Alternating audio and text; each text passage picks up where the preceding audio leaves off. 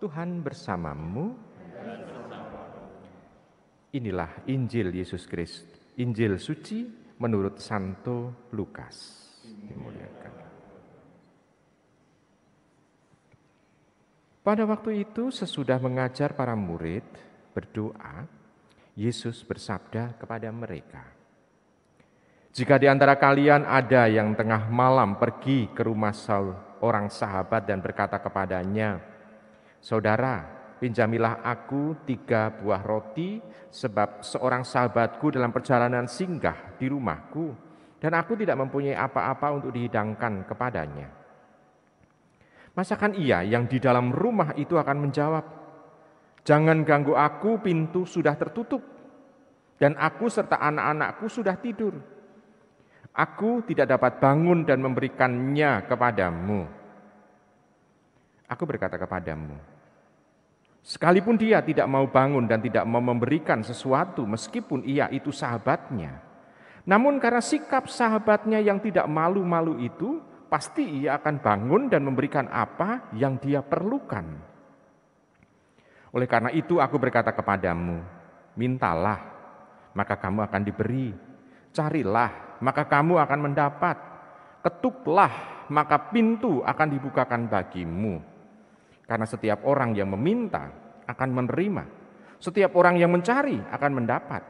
Dan setiap orang yang mengetuk akan dibukakan pintu. Bapa manakah di antara kalian yang memberi anaknya sebuah batu kalau anak itu minta roti?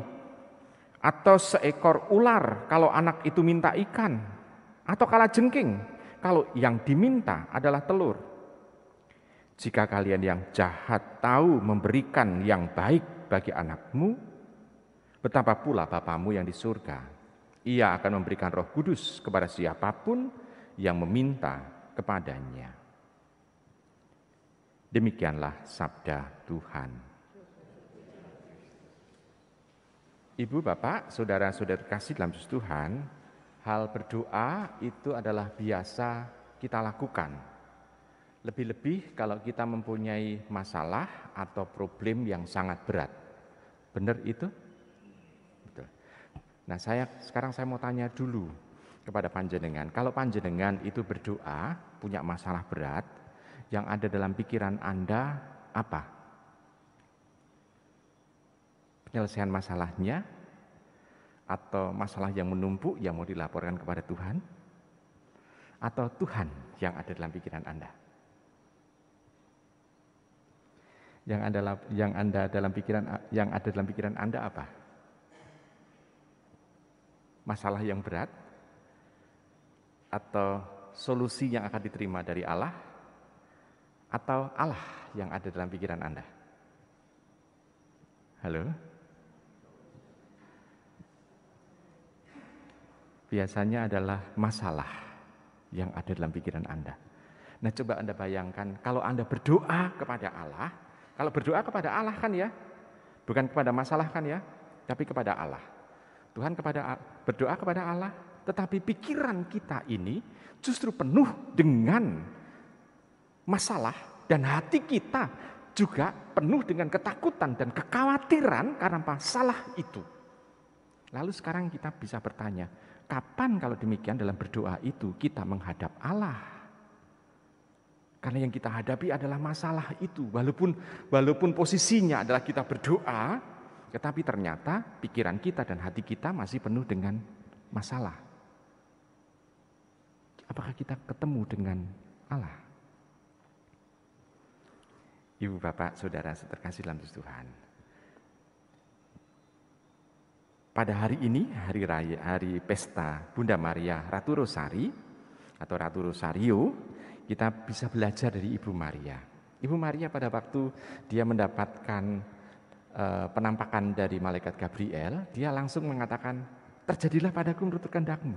Yang dalam pikiran Bunda Maria itu beban dia mau hamil, beban dia itu dalam keadaan sendiri dan dia harus punya anak, ataukah dalam pikiran dia itu penuh dengan Allah? Jawabannya penuh dengan Allah, sehingga dia dengan mudah untuk mengatakan, Terjadilah padaku menurut kehendakmu. Kenapa? Karena pikirannya penuh dengan Allah. Dia optimistik. Dia bersama dengan Allah dalam menghadapi masa depannya. Sehingga beban hidupnya pasti akan dibantu oleh Allah. Tetapi kalau kita mempunyai masalah, mempunyai beban, justru dalam pikiran kita itu penuh dengan beban itu, kita tidak ketemu dengan Allah. Justru yang ada adalah ketakutan. Justru selesai berdoa kita masih stres. Nah, Tuhan itu sebetulnya mau untuk mengajak kita. Ya kalau kita punya sesuatu, carilah, ketuklah, mintalah. Tetapi kalau ditanya, mintalah, ketuklah, carilah, apa yang kita cari? Karena apa yang kita pikirkan tentu saja berbeda dengan apa yang dipikirkan oleh Allah. Maka yang harus kita cari adalah Allah. Supaya Allah dengan posisi dia sebagai Allah, dia melihat apa yang terbaik untuk kita. Dan biarlah Tuhan yang memberikannya kepada kita. Kalau ditanya, kalau kita misalnya berdoa, kita ditanya oleh Allah, kamu ingin apa? Oh saya ingin masalahnya hilang. Baik, hilang masalah yang bagaimana? Masalah yang mana? Masalah dengan siapa? Masalah apa? Pasti akan dikejar seperti itu kan? Pertanyaan masalah. Karena setiap orang pasti punya masalah. Ya kan? Itu berarti kita masih hidup. Tapi kalau kita tanya masalahnya apa, kita ditanya oleh Allah, masalahnya apa? Kita pasti akan masih minta lagi. Masalah tentang ini. Baik, yang didahulukan masalah yang mana yang harus diselesaikan? Kita pasti akan mengatakan semuanya.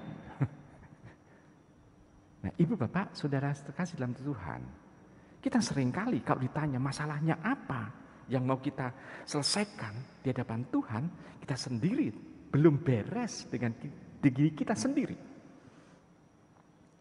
Nah, Ibu Bapak, Saudara terkasih dalam Tuhan, sekarang ambil contoh begini. Kalau ada anak mau ujian, dia berdoa kepada Allah, benar enggak? Betul. Tetapi dia tidak belajar. Bisa lulus enggak? Dia berdoa loh ya, dia bahkan dengan puasa, dengan pantang 40 hari. Dia berdoa terus-menerus demi kelulusan itu, tetapi dia tidak berdoa. Bisa lulus? Kenapa tidak bisa lulus? Bukankah Tuhan membantu dengan Roh Kudus-Nya untuk mengerjakan soal-soal itu? Berarti tampak dalam doa itu sebetulnya kita mohon supaya Tuhan memberikan finishing touch. Sentuhan terakhir supaya hasil yang kita lakukan ini sempurna adanya. Berarti sudah ada usaha dari diri kita supaya Tuhan itu memberikan yang terbaik kepada kita. Kalau kita punya masalah, kita akan ditanya sejauh mana kita sudah menyelesaikan masalah itu.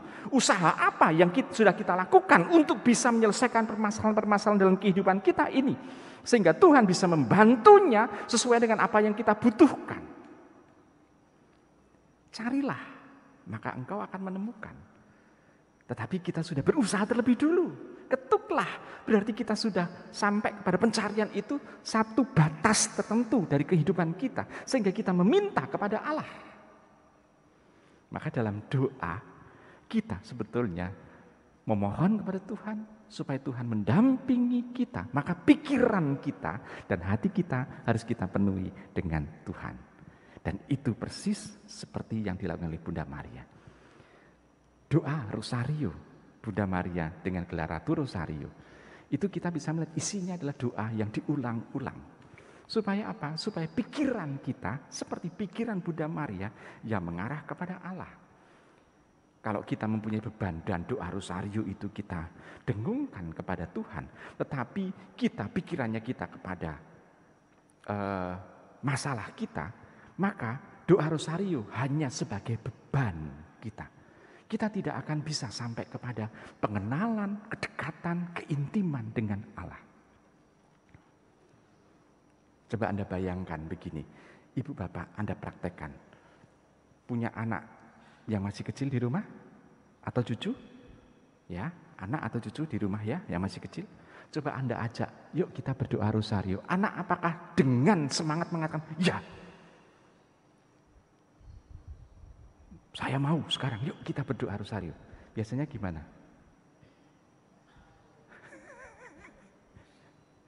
Nantilah, nanti, atau besok lah.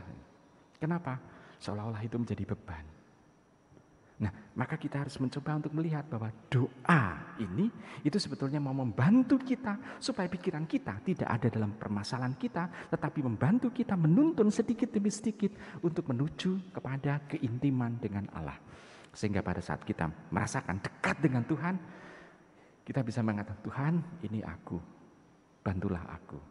Aku tahu bahwa Engkau tidak pernah tidur. Tuhan memang tidak pernah tidur. Tetapi ingat, kenapa Tuhan tidak pernah tidur?